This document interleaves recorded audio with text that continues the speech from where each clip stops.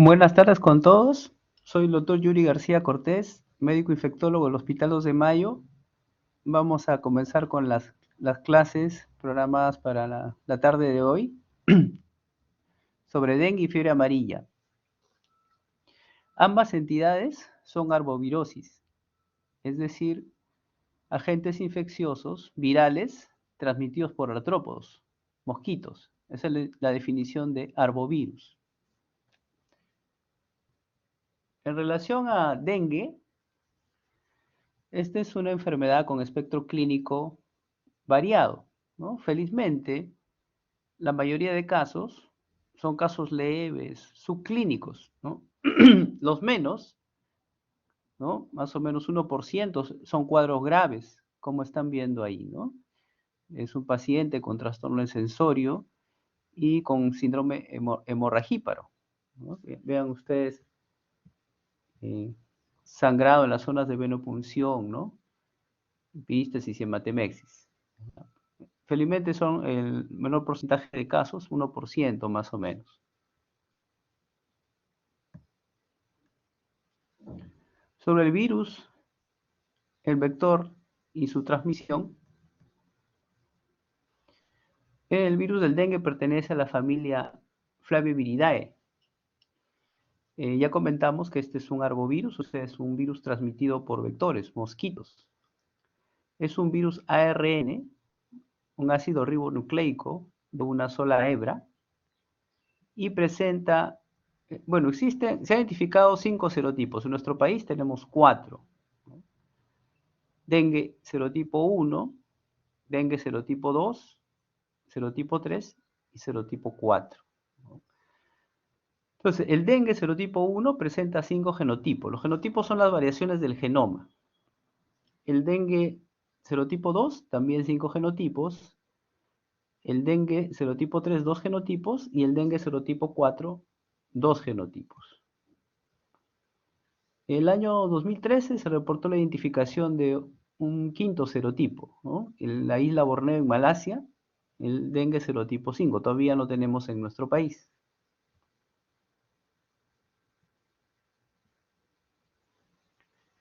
Este es el esquema del virus dengue, ¿no? Que presenta las denominadas proteínas estructurales, las que estamos marcando con la flecha, las estructurales, proteína E, proteína M y proteína C. La proteína E es la proteína de envoltura, ¿no? La proteína M, la proteína de membrana, y la proteína C de la cápside, ¿sí?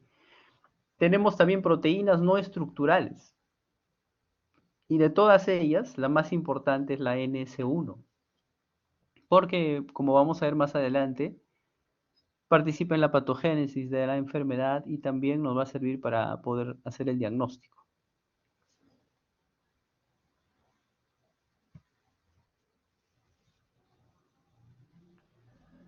Entonces, los serotipos del dengue determinan inmunidad específica para toda la vida. Quiere decir que si una persona, por ejemplo, no es infectada con el serotipo 1, va a tener inmunidad de por vida para este serotipo, ¿no? Para los otros parcialmente, es un tiempo puede estar protegida para el 2, 3, 4, pero bueno, se va debilitando la respuesta inmunológica y solamente quedará inmunidad específica para ese serotipo. Todos los serotipos pueden causar enfermedad grave y mortal, ¿no? Veremos también más adelante teorías sobre esto, ¿no? De los del dengue grave, pero tener en cuenta que todos los serotipos pueden causar enfermedad grave y mortal.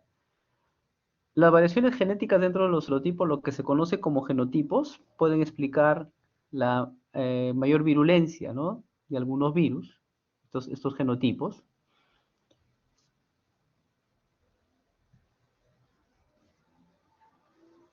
El reservorio del virus dengue es el ser humano y la forma de transmisión es a través de picadura por mosquitos infectantes, ¿no? El periodo de incubación va desde los 3 hasta 14 días. El máximo es 2 semanas, ¿no? Pero puede ser tan corto como 3 días.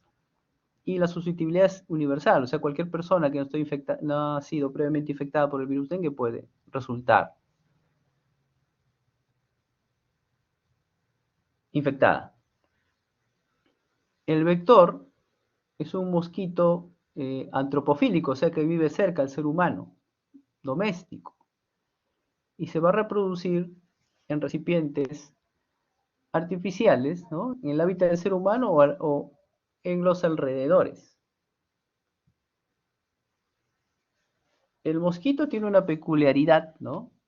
Esta es la hembra, está pletórica porque recién se ha alimentado de sangre, ¿no? Absorbido. Y miren la característica, en las patas, presencia de bandas negras y bandas blancas, ¿no? Están las bandas negras y las bandas blancas. Entonces, ese es el vector que se conoce como Aedes aegypti, ¿no? Para recordarlo, bueno, ya esta es una foto antigua, ¿no? Hemos puesto el jugador Ronaldo con su camiseta de Juventus, entonces la camiseta de la Juventus, similar a lo de las bandas negras y bandas blancas, ¿no? En las patas de Aedes aegypti. Los criaderos son aquellos recipientes que pueden contener líquido. Ahora, este líquido puede ser con compuesto orgánico, o sea, contaminado, o también agua limpia, ¿ya? Por ejemplo, están viendo acá tinajones, ¿no? ¿Qué más? Maceteros, llantas en desuso, ahí te puede acumular líquido y desarrollar las larvas de Aedes aegypti, ¿no? Maceteros, tinajones, baldes, ¿no? Miren, botellas de plástico. Entonces puede ser, como les mencionaba, agua limpia o agua con compuesto orgánico, o sea, agua contaminada. Ahí va a desarrollar las larvas de Aedes aegypti.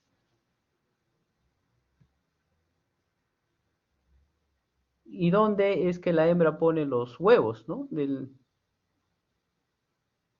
Para que continúen su desarrollo? Inmediatamente por encima del líquido. Ahí deposita la hembra de Aedes aegypti los huevos.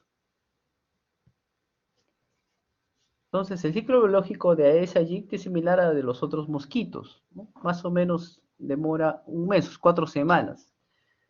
Entonces, del estadio huevo pasa a larva, pupa y adulto. Entonces, más o menos, disculpen, no es un mes, es una semana aproximadamente, ¿no? Entonces, en un mes podemos tener hasta 4 generaciones de mosquitos, ¿no? Aproximadamente, ¿no? Pues porque 7 a 10 días el ciclo, entonces en un mes podemos tener hasta 4 generaciones de mosquitos.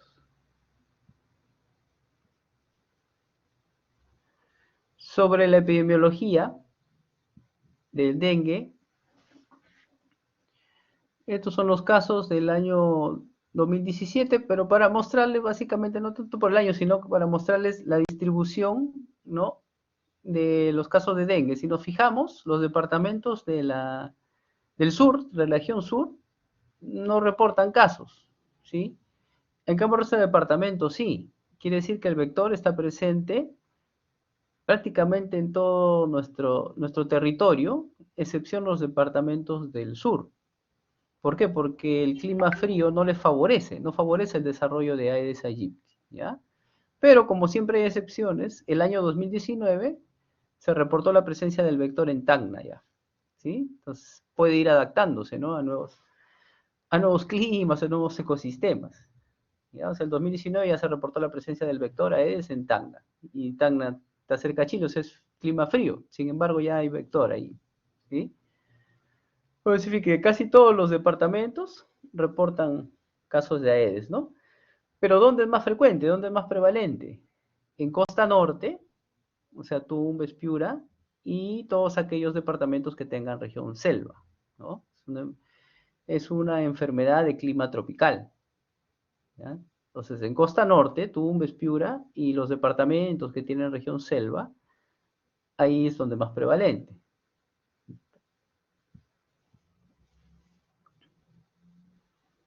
¿no? Entonces, por ejemplo, son los casos del 2019, 289 distritos, ¿no?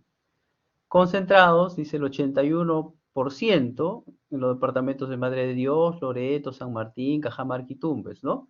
Entonces, recordando eso, ¿no? Es aquellos departamentos que tienen región selva y costa norte, Tumbes, Piura, los de mayor prevalencia. Sobre el cuadro clínico,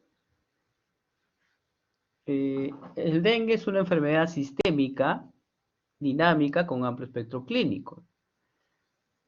Y puede tener formas clínicas severas y no severas. El periodo de incubación que ya vimos, tan corto como 3 días hasta un máximo de 14. Después de este periodo de incubación, la enfermedad empieza súbitamente y sigue 3 fases. La fase febril, la fase crítica y la fase de recuperación.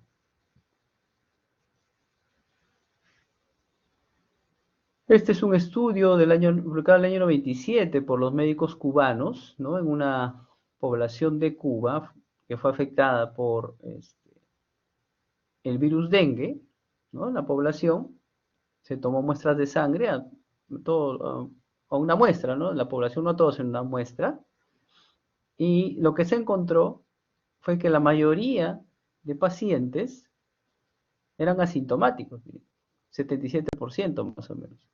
Y el resto sí tenía cuadro clínico, algunos con dengue severo, ¿no? Esas son denominaciones de esa época. Síndrome de shock por dengue, fiebre hemorrágica por dengue, ¿no? Esos términos ya no se usan en la actualidad, ¿sí? Pero en esa época todavía existían esas denominaciones, esas definiciones, ¿no? Pero acá es para mostrarles que la mayoría de los casos son asintomáticos, ¿no?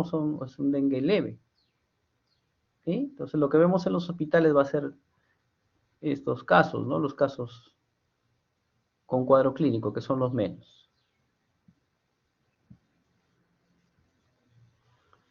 Bien, sobre el curso de la enfermedad mencionamos que tiene 3 fases, la fase febril, la fase crítica y la fase de recuperación, ¿no?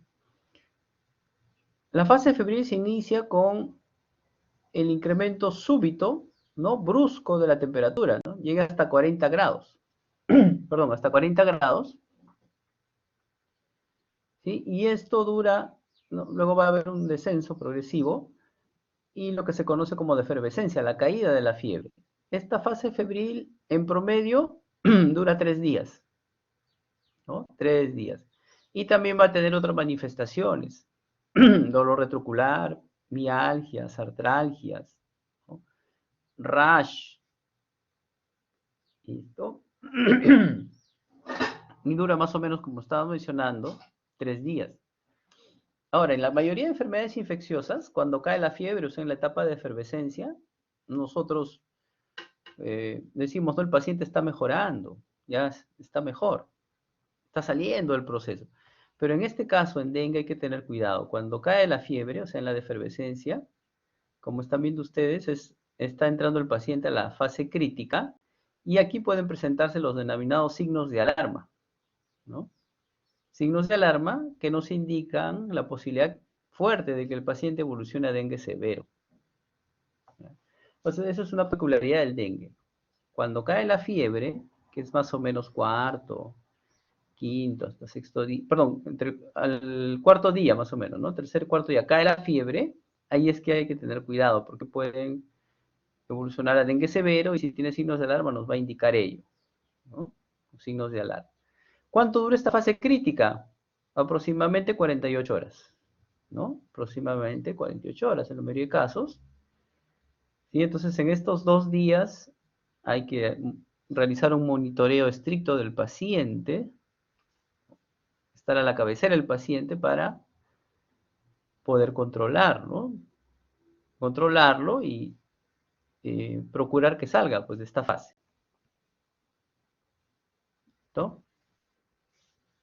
Entonces, con la defervescencia, o sea, con la caída de la temperatura, que hemos dicho que es después del tercer día, ¿no? La gran mayoría de casos es así, después del tercer día, los pacientes pueden mejorar o empeorar.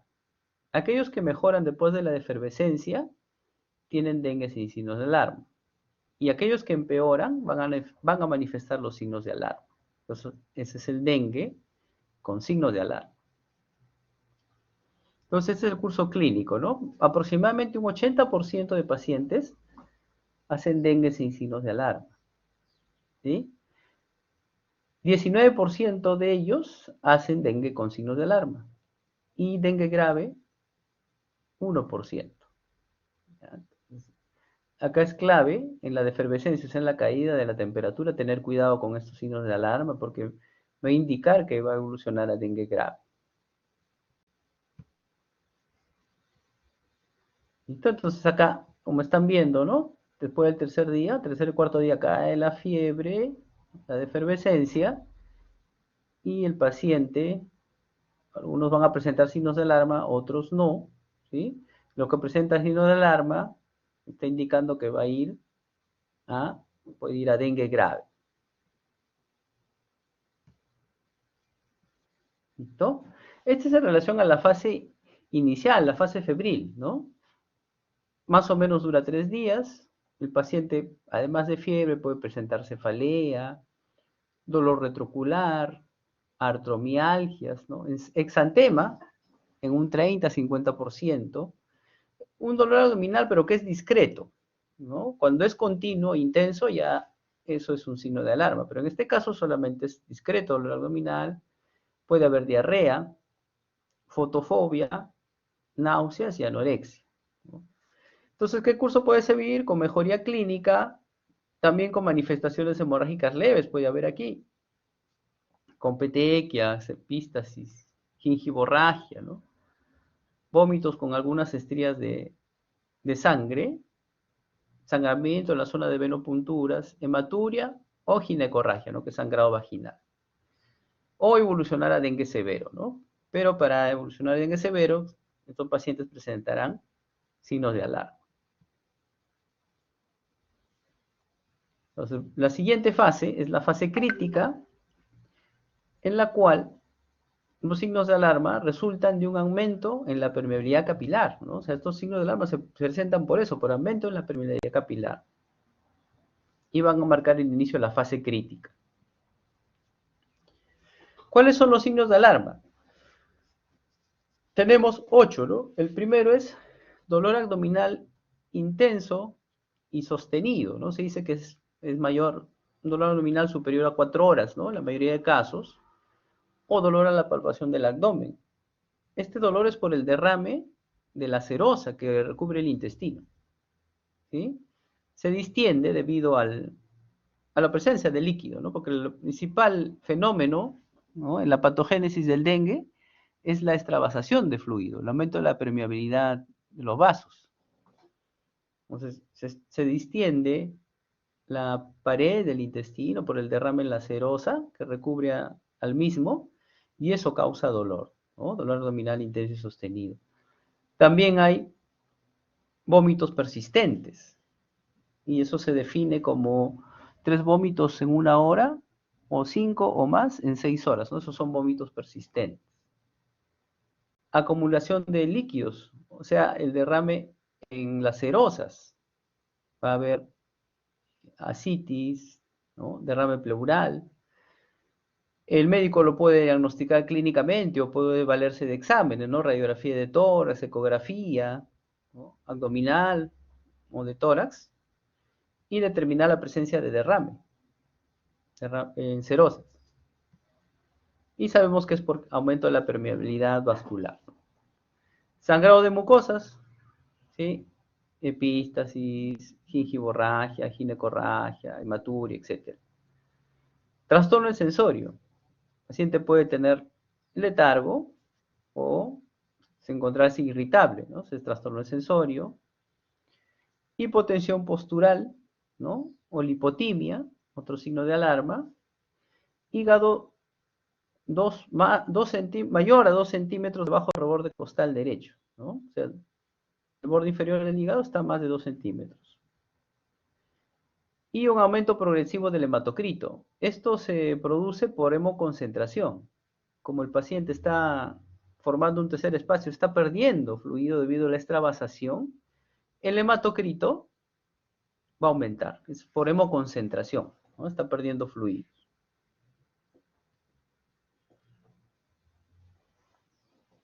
Entonces, en la fase crítica, los signos de alarma me van a indicar o me indican que el paciente va a evolucionar a dengue severo.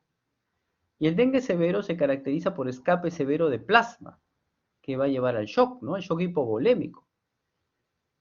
y puede o no presentar distrés respiratorio, ¿no? Además, hay sangrado severo y daño severo de órganos que más adelante vamos a definir, ¿no? Como cuáles son definiciones de daño severo a órganos, ¿no? Pero recordar que en el dengue severo lo principal es el escape severo de plasma, ¿no? Se está formando un tercer espacio. Alguien comparó el dengue con una diarrea interna. Se está perdiendo fluidos internamente el paciente. Este periodo de escape de plasma, clínicamente severo, dura entre 1 a 2 días, ¿no? Que eso vimos anteriormente. Eso le dije, en esos 2 días hay que hacer un monitoreo estricto, manejo a la cabecera del paciente para procurar que salga de esta fase. Son 48 horas. Posteriormente viene la fase de recuperación, donde disminuyen, desaparecen los derrames, ya no hay sangrado. La diuresis aumenta, es una diuresis normal de 1 centímetro cúbico por minuto, ¿no? Y aparece un exantema tardío, que es entre el sexto a 10.º día, asociado a prurito. ¿Sí?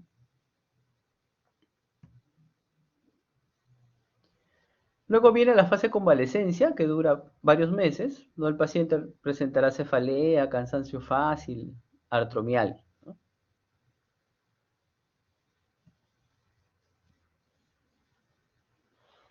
Entonces, la clasificación actual es 3 nada más, ¿no? Dengue sin signos de alarma, dengue con signos de alarma y el denominado dengue severo, ¿no? El dengue sin signos de alarma es un paciente con fiebre que puede tener al menos 2 de los criterios: náusea, vómitos, rash, mialgia, artralgias, petequias, bueno, test de torniquete ya no se hace, leucopenia, ¿sí? Y los signos de alarma que ya mencionamos. Eh, en algún momento se consideró también rápida caída en las plaquetas, pero ya no más, ¿no? Hemos visto en la diapositiva anterior ese incremento progresivo del hematocrito, ¿no? La caída de las plaquetas no, ya no está considerado signo de alarma. Luego tenemos el dengue severo, y aquí para explicar las definiciones, ¿no? De daño severo de órganos. Miren, en relación a hígado, transaminasas, TGP, encima de 1000, o sea, se parece a las hepatitis virales, ¿no? TGP encima de 1000, hay trastorno del sensorio, puede haber afectación del miocardio, ¿no? O sea, el paciente, por afectación del miocardio, va a presentar disminución de la fracción de eyección o clínicamente bradicardia, ¿sí? ¿Por qué? Porque el virus tiene tropismo por el miocardio, ¿no? Entonces, cuando tenemos un paciente con dengue, hay algunas preguntas claves que uno tiene que hacerse, ¿no? Para precisar la evolución de la fase y la severidad de la enfermedad. Entonces, primero, ¿es dengue? Preguntarnos, ¿qué fase del dengue? ¿Será fase febril, fase crítica o fase de recuperación? ¿Existen signos de alarma? ¿Cuál es el estado de la hemodinamia e hidratación? ¿Tiene shock o choque? Y para ello, ¿no?, se han determinado grupos, ¿no?, que nos permiten tomar decisiones, ¿no? Grupos para manejo, para toma de decisiones. Entonces hay un grupo A, un grupo B que se subdivide a sí mismo en B1, B2 y grupo C. El grupo A son pacientes con dengue sin signos de alarma, ¿no? Dengue sin signos de alarma. Y recordarlo, grupo A es manejo ambulatorio. De repente, la nemotecnia puede ser, ¿no?, A, ambulatorio. O sea, dengue sin signos de alarma. El grupo B, ¿no? Hay subgrupos. Su grupo B1 es paciente con dengue sin signo de alarma que tiene afección asociada o riesgo social, ¿no? En otra diapositiva vamos a explicar más en detalle esto, ¿no? Por ejemplo ahorita, ¿no? Afección asociada, solo un ejemplo, si el paciente tiene una nefropatía o una hepatopatía, eso es afección asociada, ¿no? Riesgo social, vive lejos al centro de salud, ¿no? Ese es un riesgo social. Entonces, este es un grupo B1, pero fíjense que no tiene signos de alarma, Luego tenemos dengue con signos de alarma, este es el grupo B2, ¿no? Entonces, tanto B1 como B2 deben ser hospitalizados, internados, ¿no? Centros con internamiento, UBICLIN, Unidad de Vigilancia Clínica, ¿no? Eso se llama UBICLIN. Y el dengue grave es el grupo C, manejo de UCI o emergencia. ¿Ya? Entonces, para recapitular, grupo A, ambulatorio. Grupo B, internamiento. Y grupo C, manejo de UCI o emergencia. Entonces, en el grupo A, ¿no? Son pacientes con dengue, sin signos de alarma, que no tienen condiciones coexistentes, tampoco tienen riesgo social, ¿no? Ese es el grupo A. Entonces son aquellos pacientes que pueden tolerar volúmenes adecuados de líquidos por vía oral, o sea, no hay intolerancia oral, orina por lo menos una vez cada 6 horas, no hay signo de alarma, especialmente cuando se la fiebre, hematocrito estable, ¿no? No tiene condiciones coexistentes, tampoco riesgo social.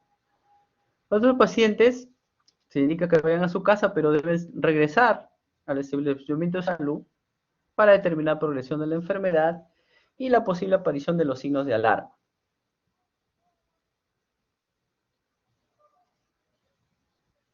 Estos pacientes deben ser evaluados a diario, como estaba mencionando, y con un hemograma hasta 48 horas después de que cayó la fiebre, ¿no? Según posibilidades en el establecimiento. ¿Qué es lo que hay que monitorizar? La defervescencia, o sea, la caída de la fiebre, el aumento del hematocrito, ¿sí? Con caída rápida y concomitante en las plaquetas, y especialmente lo que tenemos que ver es la aparición de signos de alarma. Y en casa le vamos a recomendar que repose, ¿sí? Se tiene que reposar. En una oportunidad un colega que trabaja, creo que todavía sigue trabajando en Satipo, que es la selva de Junín, ¿no? Me comentó que él había indicado esto porque es una indicación importante, ¿no? Reposo en cama. Pero el paciente había tenido relaciones sexuales con su pareja en la noche y, y esto potenció el virus, pues, ¿no? Entonces ya se tuvo que internar.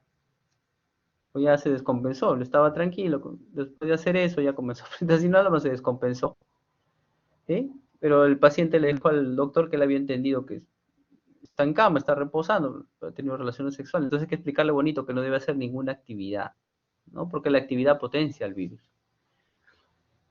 Ingesta apropiada de líquidos, 5 vasos o más en adultos y proporciona al niño, ¿no? Se recomienda 3 litros por día al menos, ¿no? O sea, 3 litros en 24 horas. ¿Y qué cosas se le indicará? Leche, jugo de fruta, solución salina isotónica, porque también tiene que recuperarse los electrolitos, agua de arroz, sopa. Si el paciente toma agua sin electrolitos, puede causar trastornos, ¿no? Medicamento para la fiebre, paracetamol. No más de 4 gramos en adultos y dosis según peso en niños. ¿Ya? No, no otra cosa para la fiebre, paracetamol.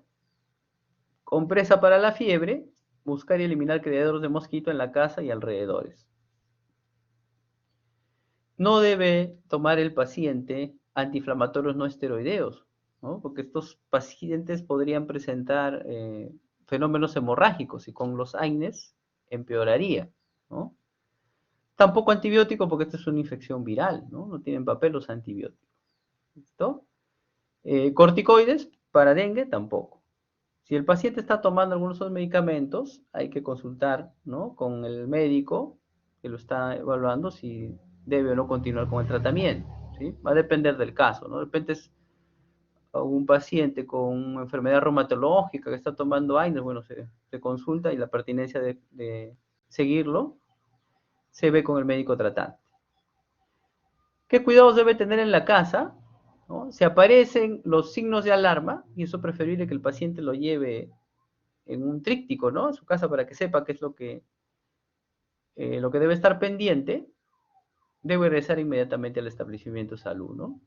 Entonces, esos son los signos de alarma que ya hemos mencionado, eso hay que estar pendiente. Sobre el grupo B, ¿no? De pacientes, que estos son aquellos que deben hospitalizarse, el subgrupo B1 son pacientes con condiciones, o sea, no tienen signos de alarma. El B1 no tiene signos de alarma, pero tiene condiciones coexistentes o puede tener riesgo social. ¿Cuáles son las condiciones coexistentes? Gestación, los extremos de la vida, pacientes lactantes o personas de la tercera edad, pacientes obesos, diabéticos, con insuficiencia renal, con enfermedades hemolíticas, con cardiopatías, ¿no? Con úlcera péptica, síndrome de Down, esas son condiciones coexistentes. Circunstancias sociales o riesgo social, por ejemplo, el paciente vive solo. Si el paciente vive solo, aunque no tenga signos de alarma, eso es por criterio, no lo voy a enviar a su casa, porque si presentara un dolor abdominal intenso que le pide movilizarse, no va a regresar al establecimiento de salud. ¿Sí? Entonces él se queda en el hospital o en el establecimiento de salud. Si vive lejos también, para que retorne al establecimiento va a ser complicado. Entonces también se queda. O no tiene medio de transporte confiable, igual, ¿no? Debe quedarse en el hospital o centro de salud, aunque no tenga signos de alarma.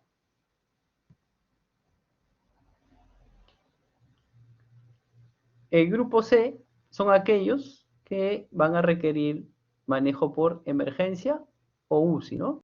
Aquí, para precisar mejor lo del trastorno de sensorio, ¿no? Escala de Glasgow, menos de 15, ¿sí? Esto es escala británica, no usamos nosotros. La escala de Glasgow menor de 15 ya es criterio para identificar daño de órgano, ¿no? Sistema nervioso. Y daño miocárdico con disminución de fracción de eyección del ventrículo izquierdo, ¿no? El paciente presenta bradicardia. Este es el rash en los primeros días, ¿no? De la enfermedad. Miren, es un rash difuso, ¿no? Está en todo el cuerpo, rash difuso. Aquí se nota mejor, es un niñito, segundo día, y miren cómo a la digitopresión, ¿no? Se marca zona pálida, esto es con la digitopresión. O sea, si uno no lo ve a simple vista el rash, le parece, bueno, con su mano hace la presión y va a ver que se forman zonas pálidas, ¿no? Acá está la mano del médico que evalúa al niñito. Ese es exantema, es un rash difuso. Los pacientes también presentan postración, congestión, porque están en viremia. ¿Sí? Y esto para explicar es una de las teorías, ¿no? Que trata de explicar por qué se producen los casos de dengue grave, dengue severo. La teoría del doctor Halstead se escribe, ¿no? Halstead. Entonces, imaginémonos un paciente que fue infectado por el serotipo 1 del virus dengue. O sea, ya sabemos que va a tener inmunidad, o sea, anticuerpos contra el serotipo 1. ¿Sí? Estos anticuerpos contra el serotipo 1 temporalmente lo protegerán contra el serotipo 2, pero va a pasar el tiempo, algunos dicen 6 meses o 2 años, 6 meses a 2 años, estos anticuerpos ya no van a neutralizar al serotipo 2.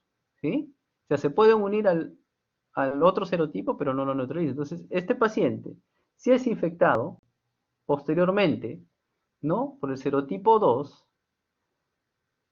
acá está representado, ¿no? Anticuerpo no neutralizante, este anticuerpo es para el serotipo 1, ¿no? En la infección anterior. Se puede unir al 2, como están viendo acá, ¿sí? Pero este anticuerpo no lo neutraliza. Se forma un complejo, ¿no? Anticuerpo no neutralizante y el virus dengue 2. Pero sí puede ser fagocitado, como están viendo aquí, por el macrófago. El macrófago es esto aquí, este es el macrófago, ¿no? Puede fagocitar este complejo, anticuerpo neutralizante, serotipo 2. ¿Sí? ¿Listo?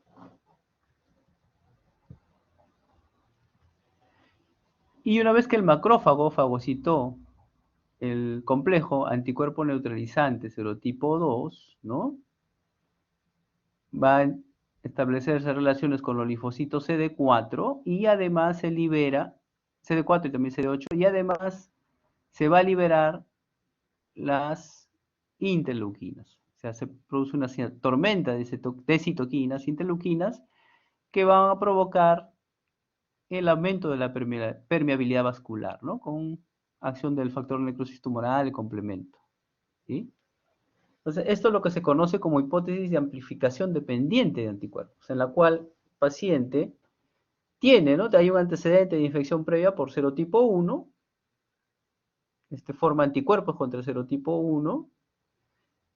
Este anticuerpo contra el serotipo 1 en una infección posterior, pero en este caso por serotipo 2, se une con el anticuerpo perdón, el serotipo 2 se une con el anticuerpo, pero este anticuerpo es no neutralizante, o sea, es para el 1, ¿sí?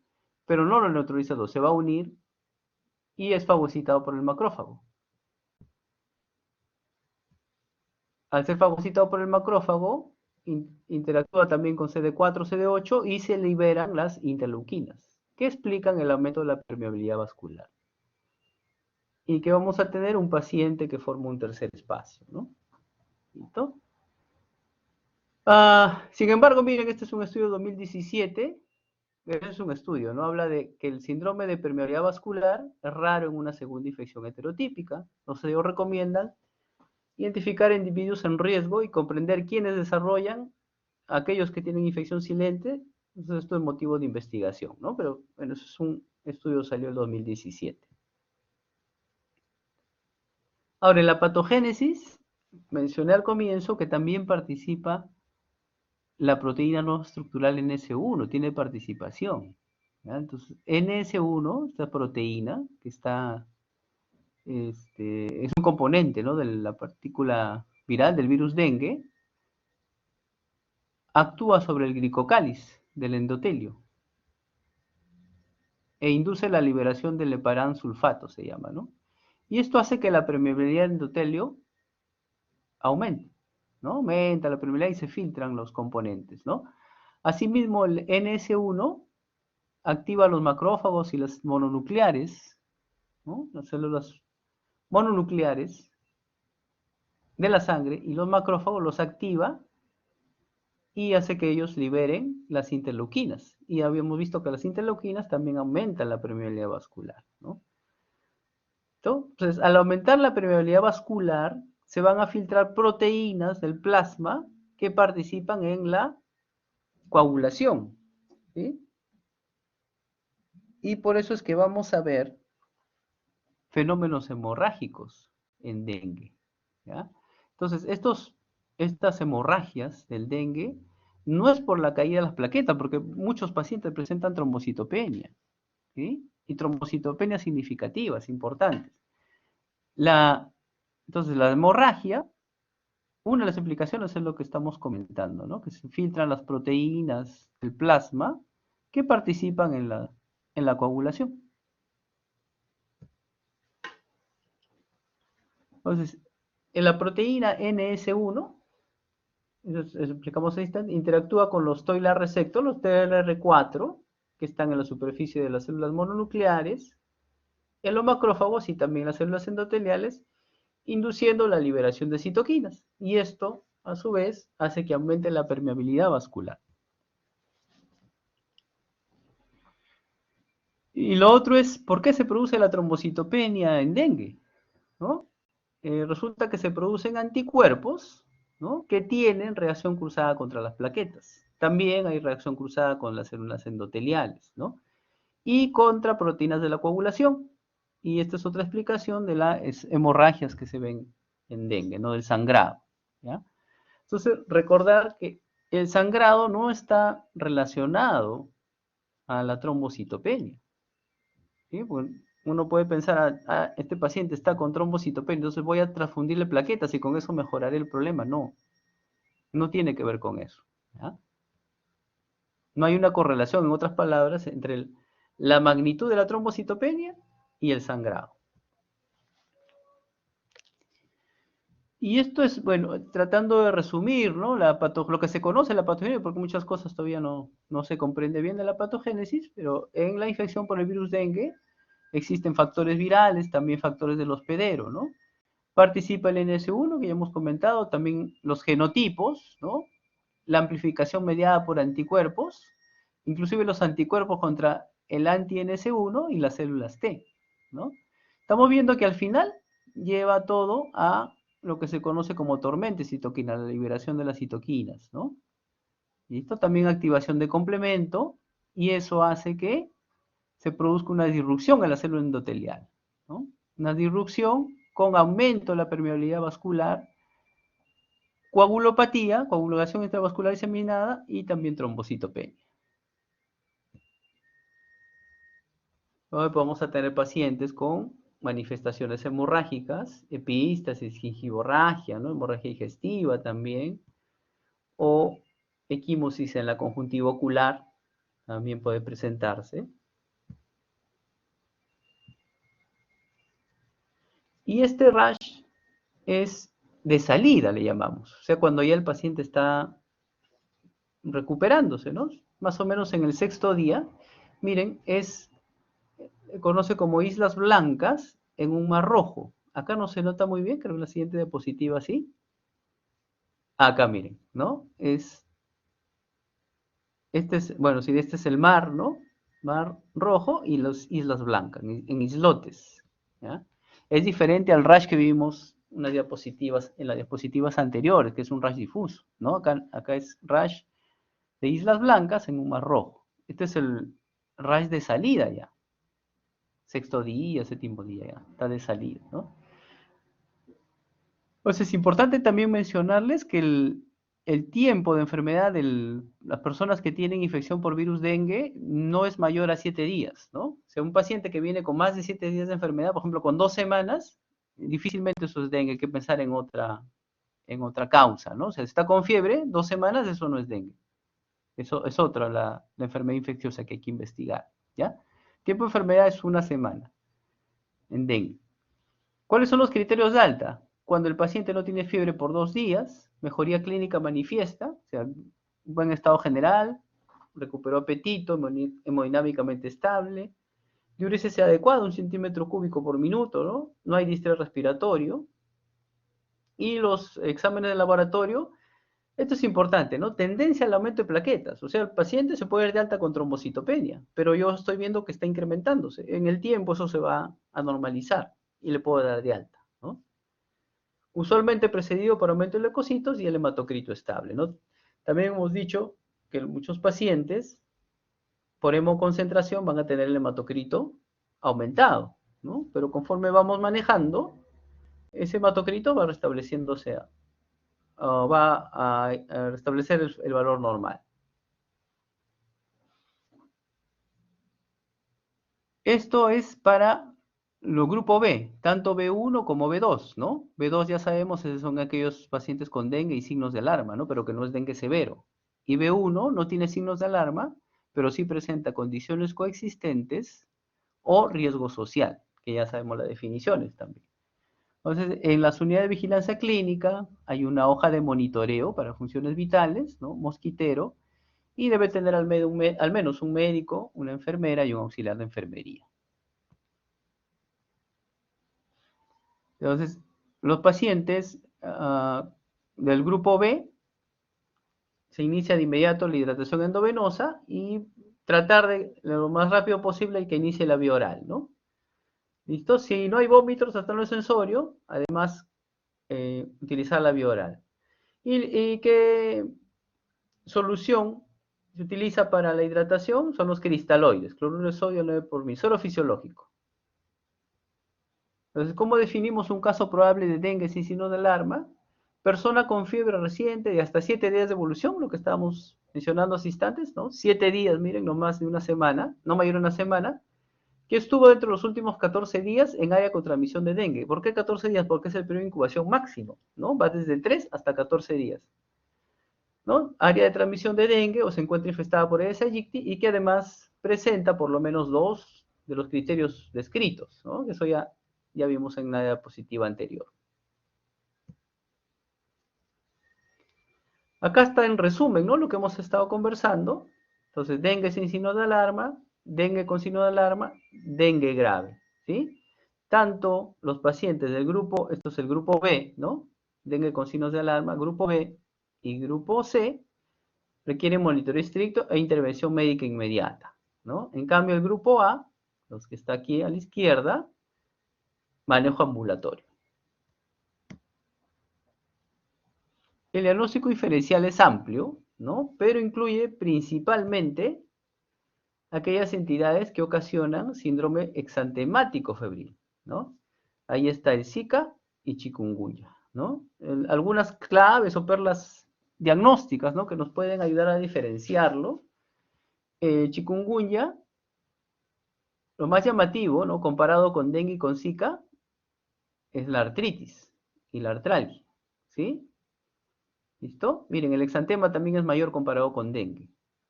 El Zika, el exantema es más intenso. Y que otra cosa importante, la conjuntivitis. Hay casos de Zika solamente con conjuntivitis. ¿Ya? Clínicamente nos puede ayudar a diferenciar, pero lo que tenemos que buscar es en el examen del laboratorio confirmar. ¿Ya? Pero los tres me dan síndrome febril exantemático o exantemático febril, dengue, chikungunya y Zika. Entonces, para el diagnóstico de laboratorio es indispensable el hematocrito, recuento de plaquetas, y si lo requiere el paciente puedo pedir otros exámenes. O sea, va a depender del tiempo de enfermedad qué examen es el más útil, ¿no? En los primeros días de enfermedad, pues puede aislar el virus. Entonces usa cultivo en ratones, medio CRL, cerebro ratón lactante, o aislamiento en cultivo de tejidos, células Vero, riñón de mono, o C636, que es tejido de mosquitos. ¿Ya? Este es Vero, el riñón de mono, y C636 es tejido de mosquito. Se utiliza para aislar virus dengue.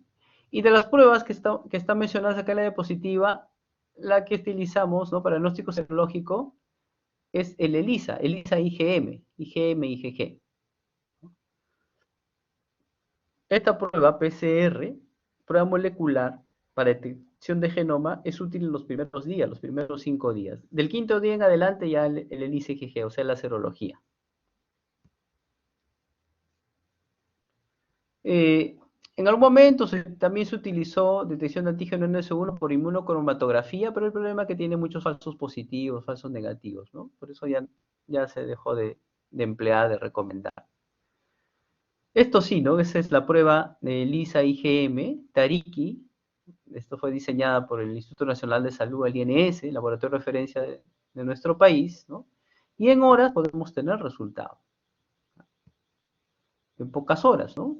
2 horas, 3 horas, ¿no? En promedio ya tenemos resultado. Pues acá para mostrarles, ¿no? Este es un paciente, perdón, el esquema para mostrar en qué momento son útiles las pruebas. Por ejemplo, hasta el quinto día, ¿no? El antígeno, sea el NS1. También aquí las pruebas moleculares, hasta el quinto día. Del quinto día en adelante nos fijamos ya IgM, ¿no? A partir del quinto día IgM empieza a aumentar, ¿sí? Y del décimo día en adelante ya IgG aumenta. Entonces hay que recordar eso, ¿no? Entonces los primeros 5 días, acá el NS1, pero no la inmunocromatográfica, sino prueba de ELISA para detección de antígeno NS1, ¿no? ¿Qué otra prueba? Las pruebas PCR en tiempo real, también, para detectar la presencia del virus. Y aquí también se puede cultivar células Vero, que es riñón de mono, o C636, que es tejido mosquito. Del quinto día en adelante, solicitar IgM. Y a partir de ese mismo día ya puedo solicitar IgG.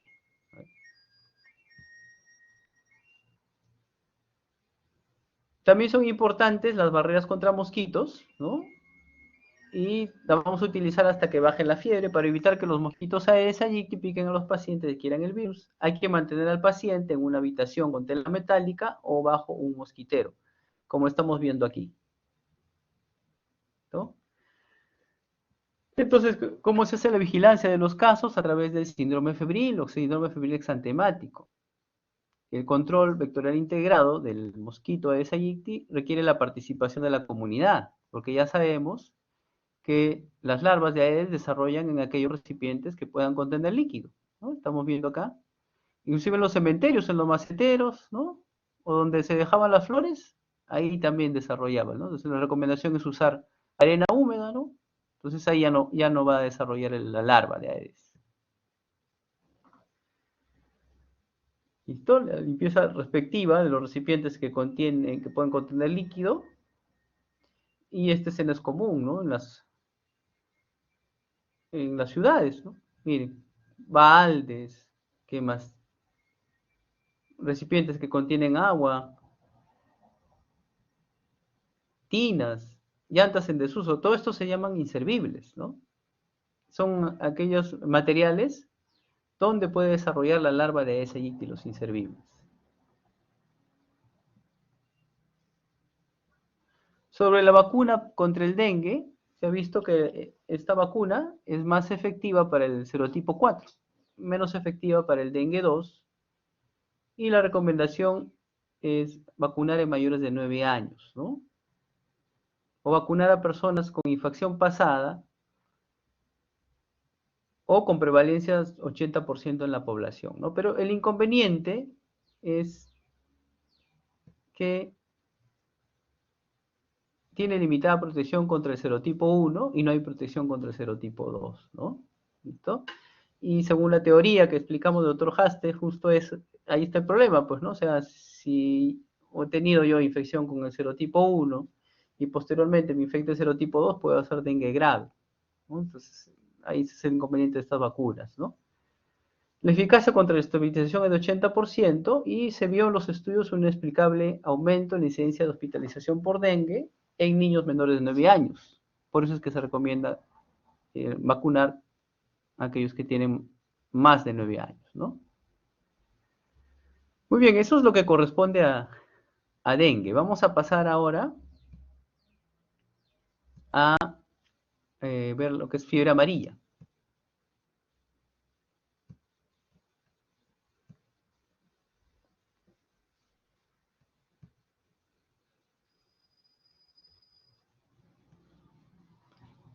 La fiebre amarilla es una arbovirosis, igual que dengue, o sea, una infección viral transmitida por artrópodos, ¿sí? Pertenece a la familia Flaviviridae y diferente al dengue solo un serotipo.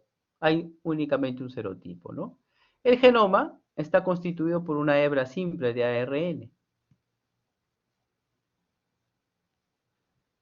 En nuestro país, el último reporte de fiebre amarilla urbana fue en 1922. Miren, o sea, teníamos fiebre urbana, fiebre amarilla urbana hasta 1920, fue el último reporte. Y el vector que transmite la fiebre amarilla urbana es el Aedes aegypti, el mismo que transmite el dengue, que transmite Zika, chikungunya, ¿ya? Entonces, fiebre amarilla urbana hasta 1922 y el vector es el Aedes aegypti. El ciclo silvestre sí hay en nuestro país, ¿no? Fiebre amarilla silvestre o selvática, y los vectores son aemagogos y sabetes. Aemagogos y sabetes. Entonces, ¿dónde se reportan los casos de fiebre amarilla? ¿Cuáles son las zonas de riesgo? Las cuencas hidrográficas de los ríos de la selva alta, selva baja. Ahí hay fiebre amarilla. Entonces, estas zonas, ¿qué tienen en común? Son zonas cafetaleras, zonas cocaleras, ¿no? Con lo que eso implica, ¿no? La presencia de la, de la coca en esas regiones, ¿no? Entonces, zonas cafetaleras, cocaleras, ahí hay fiebre amarilla. ¿Cuál es el contexto, no, de estas regiones? La extrema pobreza. Las personas de la región andina, de la sierra, migran hacia esas áreas para trabajar, y muchos de ellos sin vacunarse contra fiebre amarilla, entonces están en riesgo, ¿no? Son polos de desarrollo, migración, empleo temporal. Hay problemas de accesibilidad porque esto es, perdón, selva adentro. Difícil para que accedan a un servicio de salud, ¿no? Y lo otro, si pueden acceder a estos servicios de salud, no tienen la capacidad resolutiva, ¿no? Si es un paciente que viene en cuadro grave, va a requerir manejo de UCI, eso no lo tienen los centros de salud, ¿no? Son ambientes insalubres y nichos ecoepidemiológicos. Pues esto para comprender cómo es la fiebre amarilla selvática y la fiebre amarilla urbana. Hemos dicho que urbana desde los 1922 no tenemos, ¿no? ¿Ya? Entonces lo que hay en nuestro país es la fiebre amarilla selvática, ¿sí? El ciclo salvaje o natural se da entre los primates. Ese es el ciclo natural, ¿no? Y participan los vectores aemagogos y sabetes, ¿no? Lo transmite de un primate, de un simio a otro, ¿no? De un mono a otro, ¿sí? El ser humano accidentalmente es infectado cuando va a selva adentro a trabajar, ¿no? Se dice infectado por aemagogos o sabetes que lo adquirió de un mono y se lo transmite al ser humano. El ser humano, pero tendría que ser en etapa virémica si es que migra, va a la ciudad y hay presencia de esa allí, podría transmitir a otra persona, ¿sí? Entonces, En teoría podría presentarse nuevamente fiebre amarilla urbana, sí, es teórico, ¿no? Pero tenemos que tener presente que el paciente tendría que estar en fase virémica, ¿no? ¿Listo? Para que ocurra esto. Entonces, los casos de fiebre amarilla en nuestro país han ido en disminución, hubo un brote, ¿no? En 96, 97. Estos los últimos, el último gráfico o estadística, miren, 2000 a 2021. En 2006 hubo un brote, de ahí disminuyó, en 2016 otro, y en lo último ya no se han reportado tantos casos. ¿Ya? Pero sabemos que las áreas comprometidas o donde reporta fiebre amarilla, selva alta, selva baja. ¿No? Y por grupo etario, el más comprometido es la población económicamente activa, de 15 a 45 años, predominantemente en varones, ¿no? Varones más que mujeres, ¿no? Porque son los varones los que se internan selva adentro para laborar. Y hemos dicho que muchos sin vacuna contra la fiebre amarilla, ¿no? Es importante ese antecedente. Listo. En la relación a la patogenia, el virus penetra a través de la piel mediante la picadura del mosquito infectado, ¿no? Ya sabemos, si es fiebre amarilla selvática, es el hemagogos o sabetes, ¿no? Hay replicación local, ¿sí? Es captada por la célula dendrítica y llevada a los nódulos linfáticos regionales.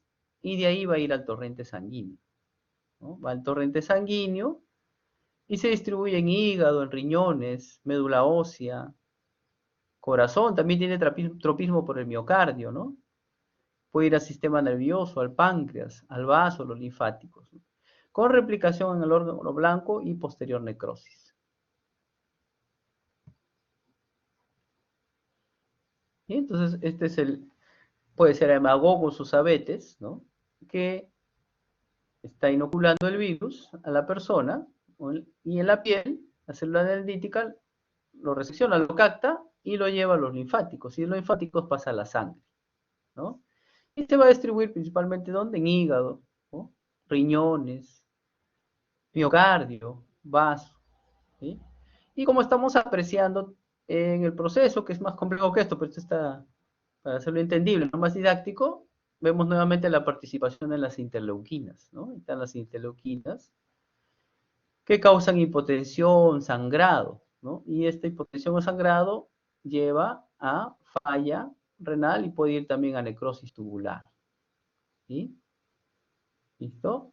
Hay afectación del hígado, hay afectación del riñón, apoptosis de las células del miocardio, ¿no? En los casos graves, el paciente cursa con coagulación intravascular diseminada, con sangrado, no solo hematemesis, ¿no? Sangrado diverso, va al shock, anoxia, acidosis metabólica y puede morir. ¿No? Es el problema, ¿no? Los casos graves, que es aproximadamente un 15% de todos los casos, la mitad de los pacientes se salva, se recupera y la mitad fallece, ¿no? Es una tasa de mortalidad alta. Pues, ¿cuáles son las manifestaciones extrahepáticas de daño hepático? Hemorragia, y esto es por disminución de la síntesis de los factores de coagulación. Son vitamina K dependientes, ¿no? Eso se realiza en el hígado, ¿no? También por coagulación intravascular diseminada.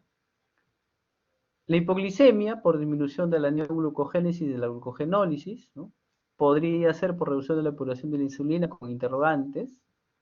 La hipotensión por hemorragia, ¿no? Y hay otras teorías, ¿no? Disminución de la dosificación de sustancias vasoactivas o disminución del flujo sanguíneo hepático, pero la hemorragia sí no explica la hipotensión. La acidosis metabólica por hipotensión, deterioro del metabolismo de los carbohidratos e insuficiencia renal aguda. La hipotensión lleva a hipoperfusión tisular y entonces los tejidos utilizan la vía anaeróbica, ¿no? Y por eso hay acidosis metabólica. Insuficiencia renal por hipotensión, por disminución del flujo sanguíneo renal efectivo. Y la encefalopatía es multifactorial, ¿no? Se explica por la hipoglicemia, por la hipoperfusión y por acidosis metabólica. ¿ya? Por eso la encefalopatía en fiebre amarilla. Así como vimos en dengue, la fiebre amarilla tiene su iceberg, ¿no? Y ya explicamos hace instantes, 85% de los casos, cifras más, cifras menos, ¿no? Son infecciones asintomáticas o formas leves a moderadas, ¿no? La forma grave, aproximadamente 15%, ¿no? Y estas formas graves, la mitad de pacientes se salva y la mitad de pacientes, o sea, la mitad de pacientes evoluciona favorablemente y la otra mitad fallece. Ese es el problema con la fiebre amarilla, los casos graves. Entonces, miren, la forma leve, el paciente tiene discreto aumento de temperatura, cefalea también, leve, y resuelve pocos días, 2 días en promedio. La forma moderada, fiebre, cefalea de inicio súbito, náuseas, vómitos, puede haber sangrado, epístasis, algunos casos ictericia y la disociación pulso-temperatura, que le llaman el signo de Faget. O sea, hay incremento de la temperatura, pero que no se corresponde con el pulso. El pulso no sube tanto. En promedio 2 días. La mayoría de estos casos, los pacientes no acuden al hospital porque dura poco tiempo. En su casa y se resuelve solo. Estos son los casos que van al hospital, ¿no? La forma grave, ¿ya? Que lo vamos a escribir en otra diapositiva con más detalle. Acá no lo explicamos. Hay otra diapositiva para explicar la forma grave. ¿Listo? Entonces, la forma grave es un cuadro clínico bifásico, con dos fases que están separadas por un periodo de remisión. La viremia se presenta en la primera fase, cuando el cuadro clínico es inespecífico, ¿no? Y la segunda fase se caracteriza por disfunción hepato-renal y hemorragia. O sea, hay compromiso el hígado, los riñones y también hemorragia, ¿sí? Aquí el periodo de incubación en fiebre amarilla es de 3 a 6 días y el periodo de transmisibilidad, o sea, donde hay viremia, es 1 o 2 días antes de los síntomas hasta 3 a 5 días después de inicio de síntomas. El mosquito puede transmitir el virus por 6 a 8 semanas. Entonces, miren ustedes, el tiempo de enfermedad es corto también, similar al dengue, 7 días, ¿no? Entonces, el periodo prodrómico de infección, más o menos 3 días. Empieza con incremento en la temperatura, forma súbita hasta 40 grados, ¿no? Este es el periodo prodrómico de infección, más o menos 3 días. Luego viene el periodo de remisión, donde cae la fiebre, y posteriormente viene el periodo toxémico, ¿no? La mayoría de pacientes van al hospital, o acuden al hospital en esta etapa, ¿no? Toxémico, aquí. ¿Ya? Acá la serología ya está positiva para IgM, y la veremos en los primeros días, ¿no? Primeros días de enfermedad. Entonces, el cuadro clínico, eh, empezamos con infección, o también se llama fase congestiva o roja, ¿no? Periodo de infección, congestivo roja. La viremia, el pico es en segundo o tercer día. Los pacientes cursan con fiebre, con escalofríos, con cefalea, mialgias, dolor lumbar, congestión conjuntival, hepatomegalia y dolor abdominal, ¿no? Si recordamos, esto se parece bastante a dengue. Entonces hay que hacer el diagnóstico diferencial con dengue, se parece. Esta es la fase congestiva o roja, ¿ah? Como vemos en este paciente, ¿no? Fase congestiva o roja se llama, ¿no? Porque miren, escleras congestivas, ¿no? Hay dolor lumbar, mialgia, cefalea, se parece a dengue. Hay que hacer el diagnóstico diferencial. Luego viene la fase de remisión, o periodo, no fase, periodo de remisión, ¿no? 48 horas sin fiebre, ¿eh? Y posteriormente, lo que se conoce como periodo de intoxicación amarillo o icterohemorrágica también, ¿ya? Periodo de intoxicación amarilla o icterohemorrágica. En este periodo ya surgen los anticuerpos, la viremia desaparece, la fiebre vuelve, retorna, en menor magnitud que en la fase congestivo roja, el paciente está ictérico, hay compromiso renal, insuficiencia renal aguda, la creatinina empieza a trepar, sube, presencia de hemorragias y puede llegar al coma, shock y fallecer, ¿no? ¿Listo? Estos pacientes van a presentarse con síndrome ictérico febril hemorrágico. ¿Sí? ¿Listo? Entonces acá para describir, por ejemplo, la fase de intoxicación, ictericia, ¿no? Como signos, oliguria, hemorragias intensas, hipotensión, choque, puede llegar al estupor y coma, ¿no? ¿Listo? Pues lo que mencionaba, en la fase de intoxicación, denominada también amarilla o icterohemorrágica, los pacientes se presentan con síndrome ictérico hemorrágico febril, como estamos viendo aquí, ¿no? Paciente con síndrome ictérico hemorrágico con trastorno del sensorio, ¿no? Trastorno del sensorio, miren la hemorragia, ¿no? De epístasis. ¿Ya? Este es el periodo de intoxicación amarilla o icterohemorrágico. También aquí, periodo de intoxicación amarillo icterohemorrágico con trastorno del sensorio y sangrado digestivo, ¿no? Hemorragia digestiva. ¿Sí? Con síndrome ictérico hemorrágico febril. O, si ustedes quieren, febril ictérico hemorrágico. Lo mismo es. Aquí también, además, ¿no? De sangrado, gingivorragia y epístasis, hay edema, ¿no? Trastorno del sensorio.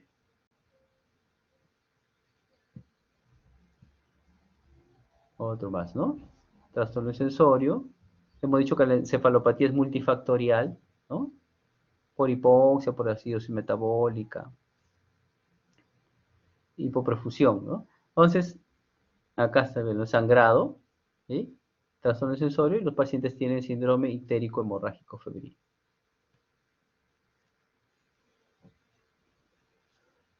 Y todo, la mayoría de las personas infectadas presentan infección subclínica, ¿no? Ya sabemos, 85% de casos, asintomático o cuadros leves hasta moderados, ¿no? ¿Listo? 15% de los pacientes evolucionan a formas graves, ¿no? Con ictericia, con sangrado. En la forma grave, los pacientes van a tener fiebres altas, dolor epigástrico, diarrea y vómitos, que este vómito puede ser hemorrágico y se conoce como vómito negro. También hay otras manifestaciones hemorrágicas, equimosis, epístasis, gingivorragia. Es más, alteraciones de la función hepática y renal. Vamos a ver pacientes con transaminasas muy altas, ¿no? Nosotros vimos hace años un paciente de Pichanaki, que es selva también de Junín. Las transaminasas estaban en 17.000, TGO, TGP. Miren, 17.000 y la creatinina en 7, ¿sí? 17.000 y 7 creatinina. Y no que llegó a nosotros ya con varios días de enfermedad, ¿no? Y se manejó en Trauma Show, pero no pasó de Trauma Show por el muchacho, 18 años, agricultor de Pichanaki. ¿Ya? Y también estaba en Oliguria, ¿ya? Muy malito. Entonces, en los casos graves, 50% de los pacientes fallecen, ¿no? Los que estábamos mencionando. El resto se recupera sin secuelas. O sea, los otros 50% se recuperan. Exámenes de laboratorio que se solicitan, hemograma completo, albúmina, función hepática, función renal, bueno, se entiende, ¿no? Porque el compromiso del hígado, del riñón, examen de orina, pruebas para descarte de dengue, porque es el diagnóstico diferencial, ¿no? Pruebas para aislamiento viral, vamos a ver cuáles, y IgM, también a través de ELISA, similar a dengue. En el hemograma, en etapas iniciales, lo que vamos a ver es discreta leucocitosis con neutrofilia, intensa división a la izquierda y eosinopenia. Tercer, cuarto día ya vemos la clásica, ¿no? Leucopenia, en las infecciones virales, con linfocitosis, y permanece la división izquierda y la eosinopenia. Las transaminasas están bastante aumentadas, ¿no? Así como comentábamos el caso del paciente, ¿no? Agricultor de Pichanaki. Miren, en general encima de 2.000, por eso les decía, ese paciente 17.000 tenía TGO, TGP, ¿no? Y hay que tener en cuenta algo aquí, ¿no? El incremento es mayor a expensas de TGO. O sea, TGO es más que TGP. ¿Por qué? Porque además de afectar el hígado, ¿no? O sea, este virus tiene tropismo por el miocardio y por el músculo. Y por ello es que se incrementa más TGO que TGP, ¿no? TGP es más específico del hígado, ¿eh? Las bilirrubinas aumentan también un valor alto, ¿no? Más de 20 miligramos por ciento. Aumenta colesterol, fosfatasa alcalina y la creatinina y urea muy elevados, ¿no? Pudiendo alcanzar hasta 5 o 6 veces los valores normales. Esto también mencionamos, ¿no? Nuevamente les menciono, recalco, ¿no? Lo de ese caso, creatinina 7. O sea, transaminasas 17.000, creatinina 7, de forma grave. En la orina se evidenciará proteinuria, hematuria, cilindruria. En los casos graves, ¿no? Ahí está, ¿no? Caso grave, miren, oliguria. El muchacho vino en oliguria. El tiempo de protombina, tiempo parcial de tromboplastina y tiempo de coagulación prolongados, ¿no? Están prolongados, el INR mayor de 1.5, hay consumo de fibrinogen en las plaquetas menos de 50.000, o sea, coagulación intravascular diseminada. ¿Cuándo sospechar de fiebre amarilla? Un paciente con fiebre hasta 7 días, pues son cuadros agudos, con síndrome ictérico hemorrágico febril, ¿no? No vacunado, porque la vacuna sí otorga buena protección, presencia de monos en la zona y albuminuria, ¿no? Se puede usar la prueba que se conoce como calentamiento de orina, ¿no? Para ver la presencia de albúmina, ¿no? Proteínas en orina. El diagnóstico eh, es detectando IgM, ¿no? IgM contra el virus de la fiebre amarilla. Este aparece después de la primera semana, o sea, después del quinto día, similar en dengue, ¿sí? Y su presencia indica diagnóstico definitivo de enfermedad. En relación a IgG, vamos a requerir el aumento de 4 veces los títulos en 2 muestras de sangre, variadas, ¿no? Una muestra cuando el paciente está con el cuadro clínico y otra 2 semanas o más, ¿no? Posterior. ¿No? O sea, es una muestra con el cuadro clínico, o sea, con la sintomatología y después en fase convaleciente, ¿no? 2 semanas o más posterior. Pero hay que recordar que estos anticuerpos presentan reacción cruzada con dengue y encefalitis japonesa. Dengue más, ¿no? Para nosotros es importante. Ahora miren, la muestra que necesitamos en fase aguda, ¿no? Muestra de suero, entonces, la serología, ELISA, ¿no? Después de la primera semana, ELISA, o sea, IgM, acá. También se puede aislar el virus, pero eso es en los primeros días. Y para ello, utilizamos cerebro ratón lactante CRL, células vero riñón de mono o C636, ¿no? Tejido de mosquito, esto es similar a dengue. Puede usarse la prueba de inmunofluorescencia indirecta. ¿Sí? ¿Listo? Entonces, dentro de los primeros 5 días, cultivos celulares, inmunofluorescencia indirecta. Prueba molecular también, dentro de los primeros 5 días, PCR en tiempo real. ¿Listo? Fase convaleciente, serología a los 20 días, 3 semanas, ¿no? ELISA. Lo que hay que ver acá es el incremento en 4 veces los títulos de IgG, ¿no? Se lo dije. IgG cuando el paciente está con el cuadro clínico, con la sintomatología, y luego a los 20 días otro IgG y vemos el incremento en 4 veces. Este es el Tariki IgM para fiebre amarilla, así como hay para dengue, ¿no? Existe Tariki IgM para fiebre amarilla. Esto fue diseñada por el Instituto Nacional de Salud y mire la sensibilidad, la especificidad es bastante buena, ¿no? 95%, 98%. Nos permite hacer el diagnóstico rápido, en horas. En horas tenemos el resultado. Esto, lo que es muestras de hígado, solamente pacientes que fallecieron, ¿no? Jamás en un paciente vivo, porque si no podemos tener problemas médicos legales, ¿ya? Es un paciente que falleció, entonces en la autopsia se toma, una necropsia, se toma muestra de hígado, para saber de qué falleció. A veces no tenemos el diagnóstico, ¿no? Entonces nos va a ayudar ese estudio. Y en la muestra de hígado se puede aislar e identificar, ya sabemos cómo, con cultivo celular, o a través de IFI, inmunofluorescencia indirecta. La inmunohistoquímica para en la histopatología, ¿no? La inmunohistoquímica o a través de la prueba molecular. ¿Okay? Y entonces se hace cultivo, histopatología con inmunohistoquímica y prueba molecular en la muestra de hígado. Como están viendo acá, no es un paciente que ha fallecido, bueno, no tenemos diagnóstico y se procede a la necropsia, tomar muestra de hígado. Pacientes con síndrome ictérico hemorrágico febril, ¿no? En la histopatología hepática, ¿qué cosa es lo que se aprecia? Necrosis medio zonal, o sea, solo están preservadas las células hepáticas que se encuentran alrededor de la vena central, ¿no? Es la vena central, estas células hepáticas, está conservada su arquitectura, su morfología. En cambio, el resto, miren, ¿no? Ya hay necrosis, hay apoptosis, ¿no? Esto está dañado ya. ¿No? Esa es la denominada necrosis masiva mediozonal. Necrosis mediozonal. ¿Qué más se puede ver en la histología del hígado? Fiebre amarilla, los denominados con cuerpos de Kunziman, ¿no? Rocha Lima.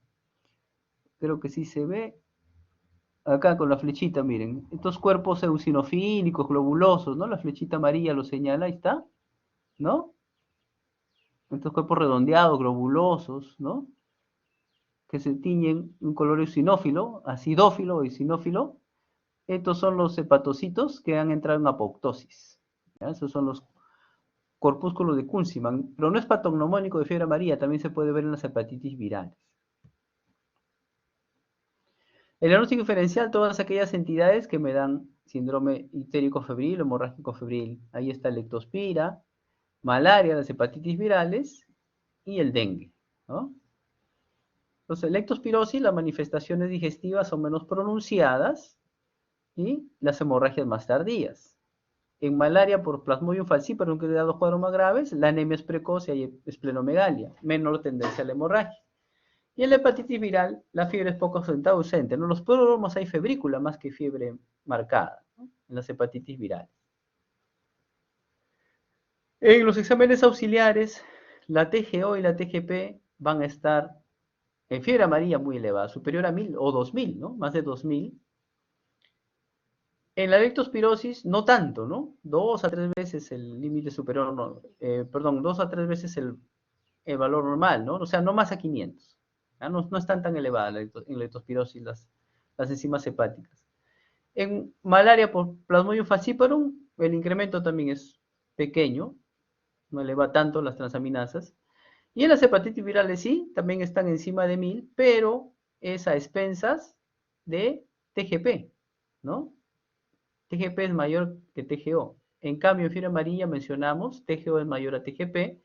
¿Por qué? Porque hay tropismo, ¿no? Compromiso del músculo cardíaco, y eso hace que se eleve más la TGO que la TGP, ¿no? Recordando que la TGP es más específica de hígado. Sobre el tratamiento, ¿no? El año 86, el Comité de Expertos de la OPS recomendó el tratamiento que vamos a mencionar, ¿no? Y bueno, no ha variado. Terapia de apoyo, mantenimiento nutricional, prevención de hipoglicemia, o sea, colocar dextrosa al 10%, succión nasogástrica para evitar la distensión, aspiración, tratamiento de la hipotensión con reemplazo de líquidos, perdón, y algunos casos van a requerir inotrópicos, ¿no? Drogas vasoactivas, oxígeno, corregir acidosis metabólica, tratamiento de la hemorragia con plasma fresco congelado, y si hay falla renal, pues diálisis, ¿no? En infecciones bacterianas agravadas, bueno, damos antibióticos, pero para la fiebre amarilla per se, no se recomienda antibióticos, ¿no? La administración temprana de ribavirina ha resultado beneficiosa en algunos casos. En casos leves, el tratamiento sintomático no se emplea AINES, ¿no? Porque estos pacientes presentan fenómenos hemorrágicos, no se recomienda, ¿no? Podemos agravar. Aquí para comentar que la vacunación es con la cepa 17D, ¿no? Y se da en dosis única, ¿no? Solamente una dosis, 17D. Debe ser efectuada al menos 10 días, ¿no? Pero muchos se vacunan 30 días antes y es mejor, porque si me vacuno 10 días antes, la protección que otorga es más o menos 90%, ¿sí? 30 días antes de ir a zona endémica, la protección es casi 100%, 99% más o menos, ¿ya? Entonces mejor sería vacunarse un mes antes, ¿no? Si quiero mayor protección.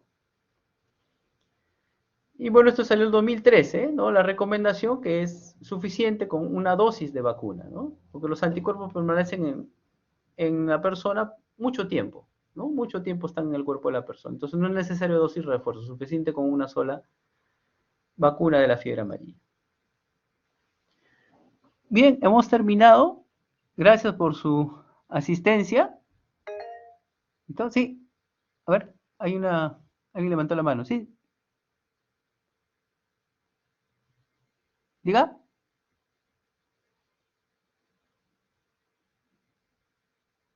Saraí, creo, ¿no? Levantó la mano. Sí.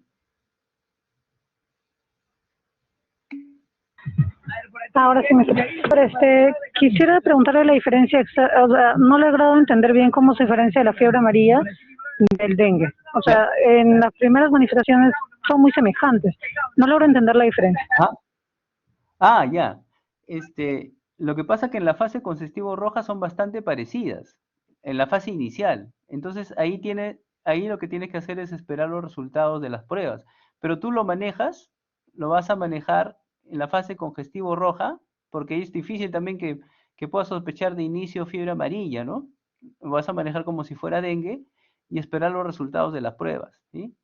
En el otro caso, que es síndrome febril ictórico hemorrágico, lo manejas como dengue y tenemos pruebas, ¿no? Para dengue, que ya sabemos, serología IgM, y también para fiebre amarilla igual IgM, ¿no? O sea, la cuestión es manejar la emergencia, ¿no? Es un síndrome ictérico hemorrágico febril. Y sabemos que para el ictérico hemorrágico febril los diferenciales está fiebre amarilla y está dengue, ¿sí? Clínicamente son parecidos, no los vas a poder diferenciar. Ya con los resultados de las pruebas podrás determinar cuál es, ¿sí? ¿Correcto? Ah, sí, doctor. Sí, ahora ya Claro, logré pero entender. algo que te puede ayudar en el laboratorio, las transaminasas, ¿no? Ya escuchaste, ¿no? Son valores bien altos, ¿no? Más de 2000, pero resulta Sí, que doctor. dengue también se puede elevar más de 1000, pero con mayor frecuencia, la fiebre amarilla te lo da más alto. Podría ayudarte, pero tampoco es definitivo eso, ¿sí? Exantema sí es más frecuente en dengue, exantema. También clínicamente te puede ayudar.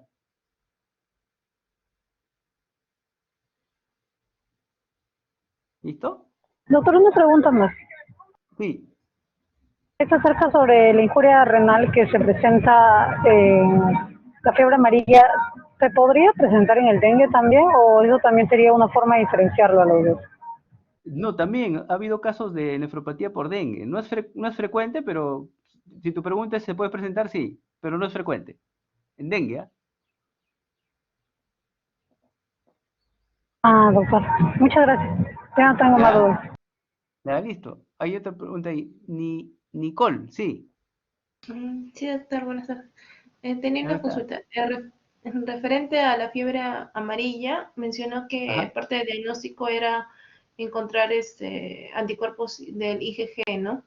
Si encontráramos Eh, IgG, eso nos diría, o sea, es para las personas que una idea de que ya han sido vacunados o en qué periodo más o menos de la enfermedad se podría encontrar en todo caso. o sea, hay dos formas. Una es que tú tengas el IgM positivo, claro, con cuadro clínico compatible, ¿no? Entonces con eso ya haces diagnóstico definitivo. Con IgM, para fiebre amarilla. Y lo otro es que tengas IgG, incremento 4 veces, pero la primera muestra cuando la persona está con el cuadro clínico, ¿no? O sea, con síntomas.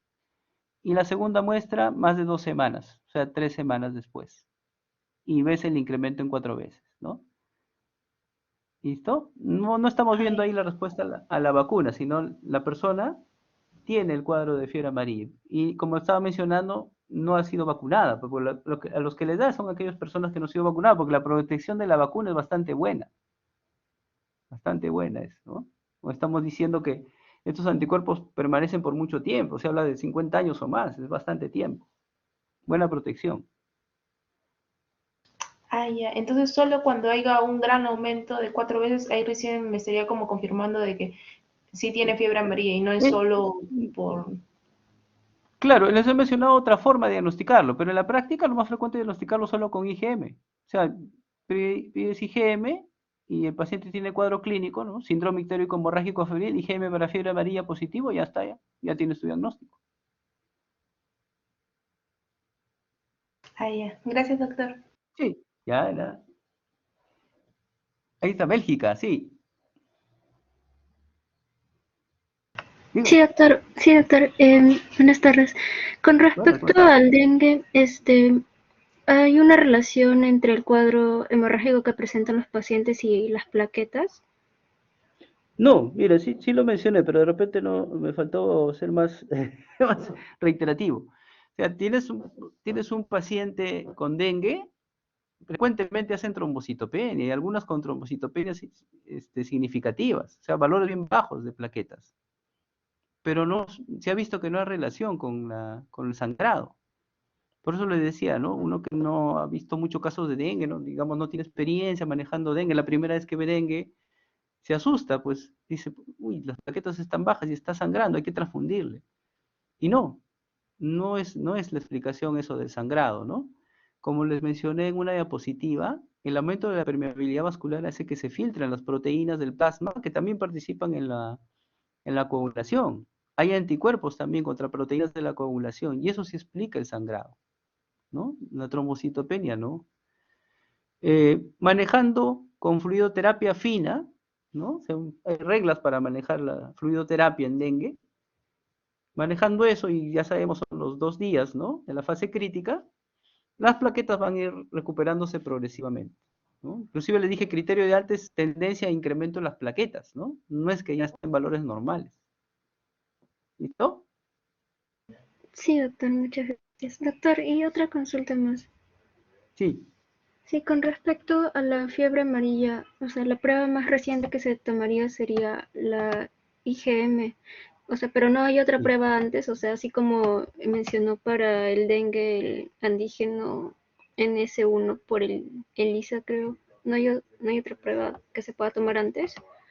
En el caso de fiebre amarilla no, pero si es un paciente dentro de los 5 días de enfermedad, ¿no? Puede ser los cultivos, células Ver o que es riñón de mono o tejido de mosquitos SI36, o si no, PCR, prueba molecular, pero eso es en los primeros días, ¿no? De los primeros 5 días. Eso, como ustedes ven, similar a dengue, pero no hay esta prueba así como en el dengue de NS1, no. Ya, doctor, entonces si yo, por ejemplo, tendría un paciente con fiebre amarilla y quiero diferenciarlo del dengue, ¿necesariamente tendría que tomar el antígeno NS1 también? Claro, o sea, eso va a depender del tiempo que está presentándose no será la consulta, sino la atención médica, ¿no? ¿Sí? Ajá, sí, Por ejemplo, doctor. si tienes un paciente, porque la forma de enfocarlo es como síndrome, pues, ¿no? Entonces porque no viene con diagnóstico, viene con un síndrome. Entonces tu síndrome es síndrome itérico hemorrágico febril, con eso viene el paciente. Ahora, tienes que ver el tiempo de enfermedad, ¿no? Muchos vienen con varios días, pocos son los que vienen así con 5 días o 3 días, ¿no? Muchos vienen, entonces, pero suponiendo, ¿no? Que viene con menos de 5 días, te puede servir para dengue NS1, sí. Pero si viene con más días, tendrías que pedir serología, IgM, ¿no? Ahora, la pregunta sería, doctor, ¿y le puedo pedir antes? Sí, pero lo más probable es que te salga negativo, ¿no? ¿Cierto?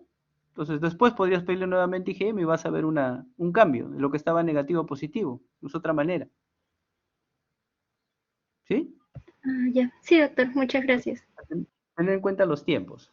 Listo. Muy bien, ¿alguna pregunta más?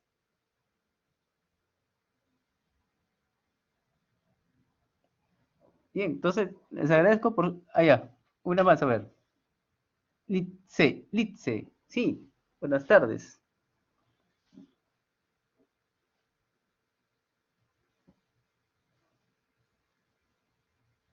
¿Cómo está? Litze Dainé.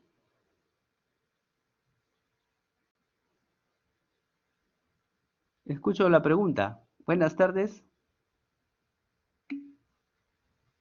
¿Sí? Ajá.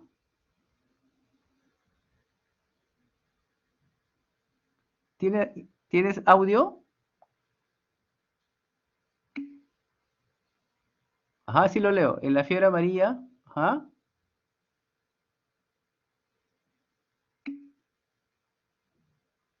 Sí, Sí, también hay trombocitopenia, pero más marcado es en la...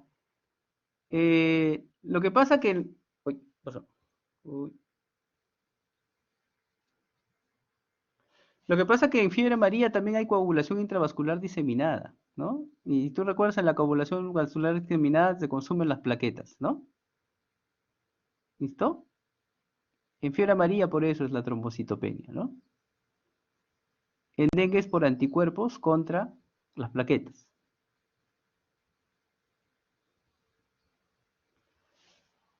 Bien, entonces yo les agradezco por su atención. Ya nos estamos encontrando en otra oportunidad. Gracias. Nada, hasta luego, hasta luego. Gracias, hasta luego.